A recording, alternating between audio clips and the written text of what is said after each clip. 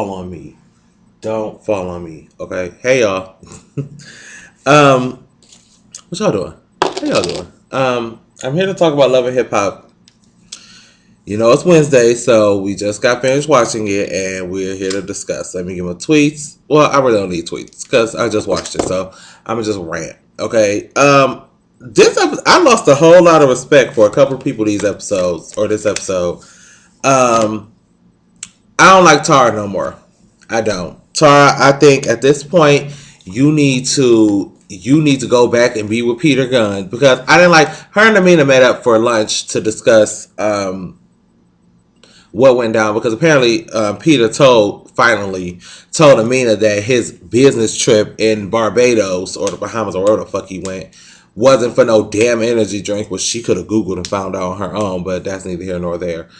Um, so she wanted to talk to Tara about it. And Tara basically told her, girl, look, I told you when you first started messing with Peter that I have a child with him and we have feelings and all this good stuff. So at the end of the day, fooey you for your feelings. I didn't like that because Tara, at the end of the day, he played you just as hard as he played Amina. So for you to sit there and just like dog her out like that, I was like, you dead ass wrong. And you should be ashamed of yourself because apparently Peter did the same thing to you that he's doing to Amina now. So you know what it feels like to be in that position. So why would you sit there and say pity on her for not listening and not, stepping away from the situation when you basically told her what it was in the beginning? Now, granted, that don't excuse Amina being dumb as hell because she should have said red flag anyway with this man who would mess with his wife or his girlfriend for 13 years. If you dating somebody for 13 years and you still ain't married, that's a flag in itself. So, I ain't excusing your dumbness,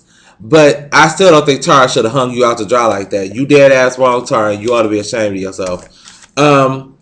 That was a read like no other. I had to clear my throat after that one. Chrissy and Chinky. Chrissy and Chinky, I just want y'all off the show. Apparently they broke up this episode. I don't care.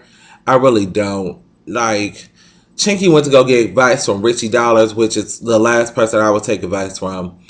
And he's still pressed because, well, granted, I think he has the right to be pressed. I'll give him that. You got the right to be pissed if your girlfriend decides she gonna just up and stop taking her birth control and not tell you.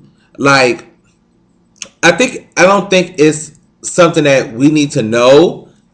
However, when y'all in a committed relationship and she's trying to get pregnant and he's not necessarily ready, when you do it in that tense, then yeah, you should have said, look, I'm not taking my birth control no more, this, that, and the third. You need to grab a condom or whatever you need to do to protect myself. Because if I'm not ready and you want to be ready, then I need to be protecting myself. So I'm done with y'all too. Y'all storyline is whack. Stay the hell at home next season and watch with us, okay? Mendices and Yandy. Now, let me tell you something. Apparently, Mendices' baby mother, Samantha, wants to get custody of little Mendices because I guess when he was in jail or sometime before that, he needed her to, be a mother figure, and she was out doing Lord knows what. Because I don't know who Samantha is. Like I told y'all, this is only my second season of Love and Hip Hop New York. So anything that happened before last season, I don't know about.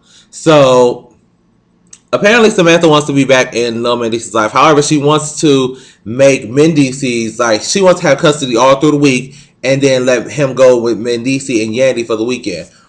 That's not how it works, Sweet Muffin. Let me tell you why it's not how it works. Because up until this point, I've always seen Yandy and Lil Mendices together. While Mendices was in jail all that season, Yandy had Lil Mendices with her. So at this point, she's been the caretaker for his child. It's not even her child. So for you to come in and randomly say, okay, now I want to be a good mother and have my child all throughout the week. No, you take the weekends. Because at this point, you the one who ain't been, stepping up as the parent. So Samantha, you need to be the one to take the weekends and let Lil Mendici stay in that comfort zone that he's in, which is with Yandy, who he probably calls Mama Yandy or Mama Yam Yam or something cute like that.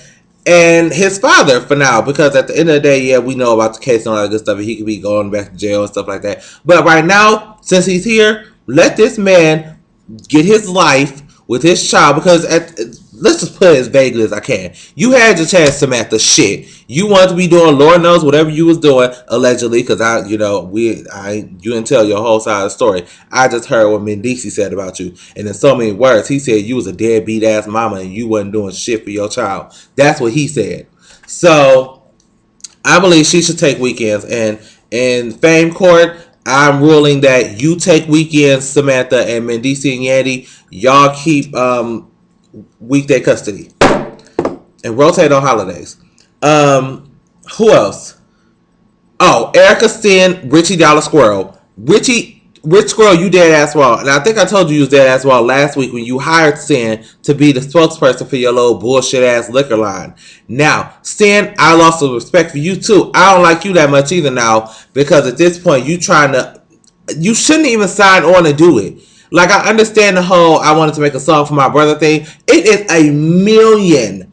I can get on YouTube right now and find you 3 million random ass producers who would love to make a little pay homage song to your brother. But you decide to choose your ex's ex to go with and tell me it's not no kind of spiteful nature in that. It is. Whether you want to admit it or not, it is. So I'm not here for this whole we just want to make a song and things of that nature, make it for charity, and Erica wants to make it by herself. I agree. Erica did want to make that entire situation by herself because Erica is selfish and self-centered. We all know this. But that don't make you right for going behind her back and going and doing this song with Richie Dollar. Because at the end of the day, you did last season say he was a whack bum ass producer. And if you wanted to work with a whack bum ass producer, you could have found one of them on YouTube. No shade to my YouTube producers, because some of y'all are good. Y'all be sending me stuff. I be listening to some of it, but not all of it.